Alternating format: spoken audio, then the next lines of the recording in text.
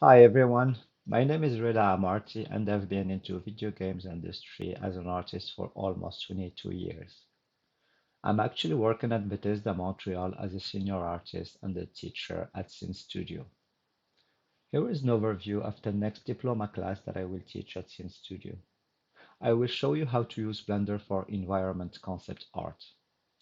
During this course, we'll explore step by step how to achieve this Moroccan style interior scene.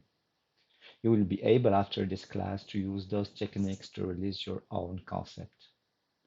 We'll start by grabbing references and create a mood board.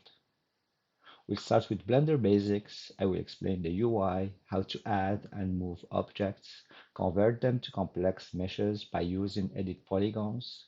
We will use vertex painting and some textures. We'll go over UV mapping, lighting, and composition. Eevee is a real-time renderer which we'll use to render our scene. We'll do some compositing in Blender and export it to Photoshop to finalize our image. So let's get started.